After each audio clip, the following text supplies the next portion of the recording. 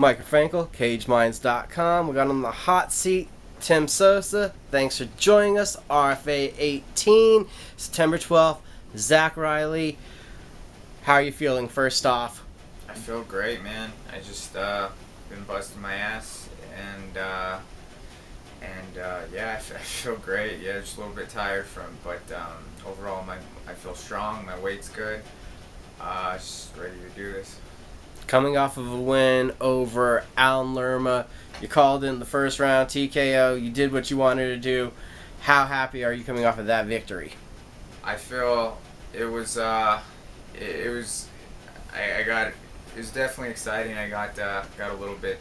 I felt like I got a little bit maybe too riled up after. I was yelling at the crowd like I won the first one, and then I put myself in check real fast because I didn't want to catch a suspension or anything from the commission. But man, I felt huge weight off my chest, especially since I felt like such a victim after the way the first fight played out. So happy. Was that probably the reason for the emotional outburst, the circumstances leading up? It was just an overwhelming flood of emotion at that victory? Yeah, it just, I definitely felt like a victim. I couldn't believe what happened, and it was unheard of. And so to put that, to show everyone that, I am the better fighter, and, I won the first one, it was a really good feeling. So now we're moving on, and you're starting to gain speed from your debut to you're starting to get fights a lot faster here. How does it feel getting that kind of rhythm for being back in the cage again? It feels wonderful. That's what I was looking forward to most about turning pro is, not so much making money, because, I'm not in this to make money. I'm in this to fight, and if you're in it for money, you're in it for the wrong reasons. That's the reason why I wanted to turn pro for so long, is because it was getting harder and harder to match me. And when you turn pro and make your pro debut, you're 0-0, and so there's a bunch of guys out there around your experience level that you can fight. So it was definitely I feel great getting fights faster and faster and sooner. That's how I like to be active, and that's why I'm in this. So what's the biggest lesson you've learned so far heading into your fourth fight? Lesson, honestly, just, make sure that your personal life is in order. Personal life is in order, and because that affected me in my first fight. I didn't sleep for 3 days, just dealing with some issues. And so when that first fight came around, I definitely, I didn't want to be there. I just wanted to go home. Not because I was scared or anything. I just wanted to go home and take a nap. And another lesson I learned is don't be too prideful to pull out. Not a lot of people know that I separated my shoulder the week before my pro debut, and I couldn't even lift my arm the day before. And I honestly was medically unfit to fight, and I got a cortisone shot, and it kicked in time, for me to pass my medicals. But man, I shouldn't have been in there. So if you almost could you say you've learned to be a little more selfish for you, to take the fight for how you feel, to do what you need to do? Yeah, honestly, the why I didn't pull out is just all pride. It's just all pride. I hadn't fought in so long. The fight with Curtis fell through. Other fights that were put together fell through, and I'm a fighter. If I can make weight, I'm gonna show up and fight. And I made weight and I showed up to fight, but I maybe should have just swallowed my pride and just watched that event on the TV that day. Zac Riley, your opponent, also like yourself, an extensive amateur career. Looks to be an aggressive guy from what I've seen on tape. What are your thoughts and feelings about your upcoming opponent? I definitely agree with you.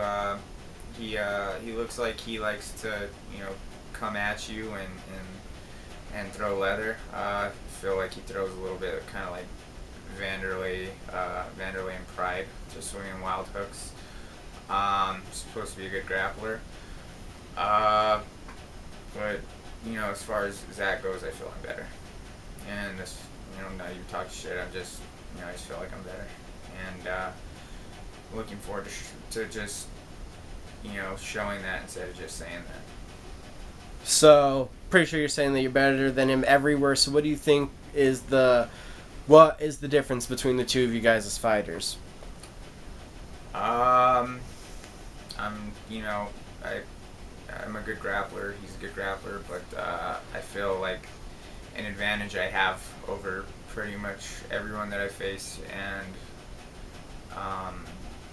that including Zach, I feel like I'm definitely a lot better striker than they are, and he is. So I'm definitely gonna try and take the path of easiest resistance, and get the W that way. You're going to be heading back to that same venue from XFC, and it's going to be your first time fighting back in Albuquerque since then. Does that make this anything special, this being the first time fully healthy as a pro fighting at home? It's always nice to fight in front of your home crowd. I got off to a slow start. I feel like the momentum's there now. And I want to show people that, I am what people originally thought of me. I don't suck. And this is just a good opportunity to show that. I'm down to fight anywhere, anytime. The hometown or away, it doesn't really matter. There's pros and cons of both. But this is just special because I'm here to show people what they've been missing. Is it just you've had the rough decision, you fought with the injury, has that, put more determination into you now? You're behind 0-2, and now starting off, really, you got the one win out of the way, and this is the building. Is that what's going to light the fire with you, is to, after the disappointment, rise above that, kind of? Yeah, now, it's kind of like a blessing that it happened right off the bat before I got momentum going, and it didn't derail my momentum or anything. Now I can just build momentum from that first win, and it's going to keep going. Yeah, I forgot your question, but sorry. Was it almost easier to get the first loss out, get those losses out of the way so you didn't have that super pressure, or was it the worst feeling ever? The worst feeling ever, man. It just, I had an unshakable confidence, and it made me question everything. I can't, if I'm not gonna lie, maybe, and then 2 in a row, never imagined that. Even, it made me question everything, and I didn't tell anyone this until, after the fight, and I don't think they believe me, but, like, if, I felt amazing, but if anything, bad circumstances happen, like, they got her names mixed up somehow, and I went 0-3, I would have called it a career. And I told, Tom and JJ that after I won, but I don't think they believed me. But, it's just, even with all the bad luck in the world, if 3 times in a row, I think that was a sign. But, maybe I should do something else. But, thankfully that didn't happen. But, yeah, it just shook me to my core. Like, I take a loss hard anytime, but imagine going like 7-0, 8-0, and then maybe, like, realistically that's when like a lot of losses happen. But to have it happen right off the bat, man, it's just horrible. So from that, how were you able to dig down after the second 2 losses, where you're starting to have these thoughts as you're going through camp? Was that fuel to the fire, or how'd you not let that? Because it sounds like you were pretty dark, depressed going into that second Alan Lerma fight. It was definitely very hard to deal with. I'm one of the most positive people and upbeat at all times, no matter what's going on. Like first week or 2, just miserable, just depressed. And then I'm a fighter, so I get the bug to get back in the gym. And then depression, it just turned into being pissed off. And, I definitely felt that, I knew it was easy to come because I knew I didn't lose because I sucked. Like the first one, the circumstances were there. Like that, I really shouldn't have been in there for that. The fight was lost before I even stepped in the cage. The second one, I won. Like everyone had me winning. Should have seen the announcer's face when he announced he was like, yeah. When he announced the other guy. So I just, I felt like I had something to prove. I had to get that off my back and let everyone know that I'm not like a bust, not like a fluke. Yeah. And then with the momentum of the win, where do you sit now mentally heading into 1 week away on the 12th? Definitely, I'm feeling, I always feel like meaner when the fight gets closer. I'm definitely feeling that. I feel right on track. I feel great. I feel strong. I'm back working with Dwayne Davis, my strength and conditioning coach.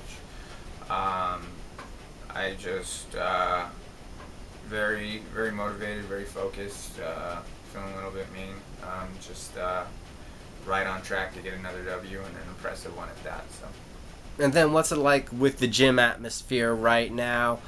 2 weeks after your fight, I believe the gym, there's several fighters fighting. There's about 4 fighters from the gym, 2 more that come in this bar. There's a lot of people on this RFA card just from your guys' camp. So what's the intensity and that like to push you along?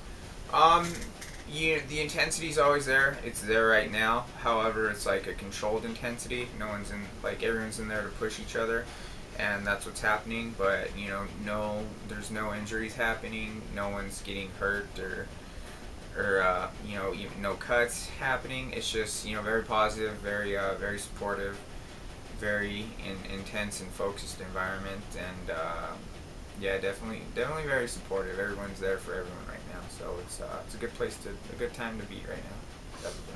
And then, again, touching on overcoming everything, has there anything about your mentality towards fights or your focus towards what you want to do in a fight, anything changed now over taking those losses and what you had to do to get back going? Because we know you were always looking for the finish even in your amateur career. Still looking for that finish, man. That's the only way to get somewhere fast in this game.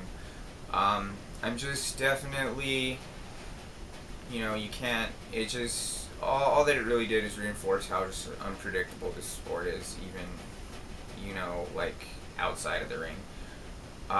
It just definitely made me maybe a little bit more pissed off at everything.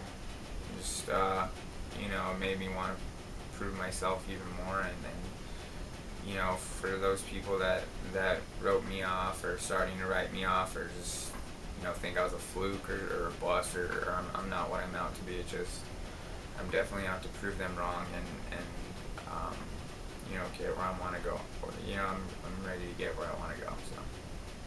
What's one thing you got to do to make sure you get the W next week? I definitely got to impose my game and I can't let him impose his game.